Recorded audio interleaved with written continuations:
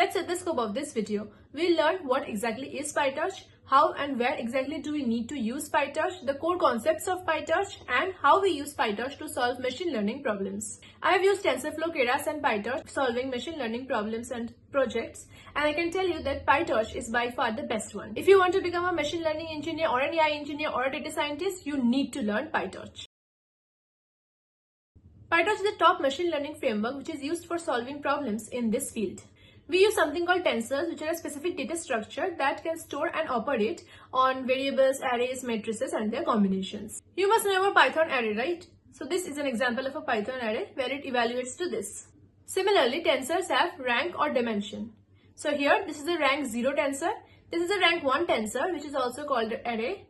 This is a rank 2 tensor, which is also called a matrix. And rank 3 and above tensors don't have a name because we don't use them as much. Great, so let's create our first tensor. So first thing is obviously import torch as pt. Next alpha equal to pt.tensor. Let's make a rank 0 tensor, which is also a scalar. And let's print that. Great, so as you can see, it's just a scalar, just a number. Now let's see the type of this specific value that we have created. So this is obviously torch.long tensor. Now this is because we are using CPU and we don't have GPU enabled. In GPU, it's going to be torch.cuda.long tensor. Doesn't matter, device independent type would be found using D type, which is int64. Let's get a rank 2 tensor, which is also a matrix. So this is going to be same thing, pt.tensor. And then you put in a matrix like this. There you go. And here, if you can see, it's going to create a tensor of rank 2. Just one more thing before we move on to the next big topic, which is pt.random, because random number generation is very important, and this is an easiest way to create the random number of 3x3 matrix using PyTorch. You can get amazing projects based on PyTorch, deep learning, adversarial networks, anomaly detection, everything with educative.io's course, and there's 72% off going right now. Check out the link below. PyTorch is so popular because its tensors are implemented in low-level C or C++ code, which makes numerical computations way faster than in plain Python lists. On top of that, it has super clean Pythonic APIs and automatic differentiation or AutoGrad, so you can build and train deep learning models efficiently without wondering what's under the hood. Great, now comes an important concept, which is PyTorch broadcasting. PyTorch broadcasting is like a superpower for your tensors. It lets you perform operations on tensors of different sizes without explicitly copying the data. So let's see an example of broadcasting. Obviously, import torch as pt. Now we'll have a scalar, which is pt.tensor 1. Now say we have a vector, which is pt.tensor 0, 1, 2. Now we are going to add these two. So what is going to happen is that scalar 1 is going to be broadcasted across the entire vector of 0, 1, and 2. So 1 got added to 0 to become 1, 1 got added to 1 to become 2, and 1 got added 2 to become 3. So this is exactly the concept of broadcasting. Let's see another example, a little bigger example, and let's see a use case of that. So one example is basically scores of 3 students in 3 tests. And now we are going to add a curve to each of these. Yeah, so this is a curve where you want to add 2, 3, 1 to test 1, 2, and 3 respectively. So what will happen is 2 will get added to this 72, 3 is going to be added to 83, 90 is going to be added to 1 to get 91, similarly this row, similarly this row. So here PyTorch automatically stretches the curve to each row so that each student gets the same per test adjustment without us writing any loops. Now we'll see an example of how to use PyTorch in solving a linear regression problem. So what problem are we solving? We have some noisy data that roughly follows a straight line. So this is the data that we want to find out. Y equal to 2x plus some noise. Great, so let's now create the data.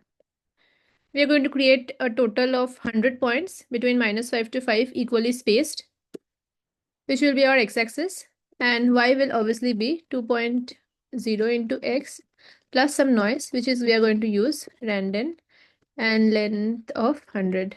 Great, that looks good. Imagine every math operation you do in PyTorch secretly draws a box in a graph.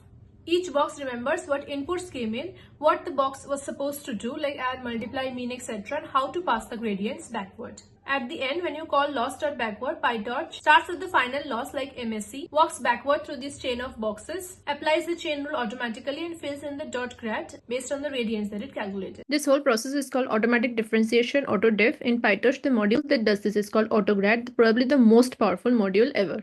Have you ever wondered if you could have someone like Megan Fox read out to you machine learning notes, machine learning concepts, deep learning concepts, CNN, LSTM, all the boring things that you hate? Well, NodeGPT's voice designer lets you do exactly that. It has been a game changer for me as well as many others in the tech space. Machine learning is very important, and I'll teach you about linear regression. So you can understand whose voice this is, right? It is the voice of the hottest celebrity in the world right now. Yeah, you can clone any voice and you can design any kind of voice, either energetic storytelling, You have the power or to grow. calm, soothing ASMR voice, or warm, You have the casual power to voice, grow every or single. any kind of other voices you You have want the with the power to help grow of NodeGPT's AI voice designer feature. Great, so we have the data that is x and y.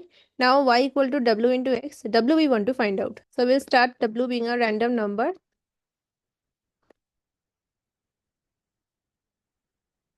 And this parameter is very important. This tells PyTorch that this is a parameter and please track the gradients. So W is basically our guess for the slope, which is because it's a random number right now. Requires grad equal to true tells PyTorch that basically this W value is learnable. So PyTorch needs to build the graph so that we can compute dW, that is gradient of our loss with respect to W. One thing to keep in mind is any tensors derived from W will also have requires grad parameter true, as we'll see soon below. So forward pass is how exactly we compute the loss. This is the code for the forward pass. Take each x, that is our x coordinate data, and multiply with our guess for the slope, which is w, and this will give us the predicted value of y. Now we have the actual value of y, so we'll calculate the mean squared error, and this returns the mean squared error. Each step in this creates a box in the graph that we discussed, which our PyTorch will use to calculate the gradient. Now comes the backward pass where we'll need the autograd. So there's a learning rate, as we know, in regression, and we are going to do 25 epochs. First is the forward pass where we'll calculate the loss. Next one, we are going to clear out the old gradients because PyTorch accumulates gradients by default, so we need to clear out the old gradients. MSC.backward tells PyTorch, now starting from this loss, go backward and tell me how much changing W, that is our guess for the slope, would change the loss. After this, basically W.data contains the slope of the loss curve with respect to W. And now obviously the gradient descent step, which is W.data, will move towards the direction which will minimize the loss, so that we are able to get to our local minima for getting the minimum loss, and we are able to find the actual W.data value. So after 25 epochs, what's the value that's this going to give? See, it's giving us 2.20260, which means it's very close to 2, which means the linear regression implemented by PyTorch is absolutely correct. We didn't need to do any derivations or derivatives by our hand. PyTorch did everything on its own. We just wrote normal PyTorch code using tensors and operations, and everything was done very fast, very efficiently, very accurately behind the scenes. So AutoGrad built a graph behind the scenes and filled in the .grad component perfectly, which helped us to calculate the 2 value, which is the final answer of the linear regression. Backward basically walked that graph backwards and filled in .grad automatically. This is extremely useful in neural networks, in regression, classification, all kinds of machine learning problems, because in every one of them we have to go forward, which is the forward propagation in neural networks, and backward propagation, which is also present in neural networks and are the most basic things of these problems. So in real deep learning, PyTorch plays an immense role because you have millions of such parameters, which is in place of one parameter W here, we have millions in neural networks and in attention layers in LLMs, GPT, everything. AutoGrad still works the same, build graph, walk the graph, fill in the gradients. I hope this helped you. I'll be bringing more libraries, more code, and this is very important for becoming a machine learning engineer or data scientist because you need this tool in your toolkit. All the best, take care, bye.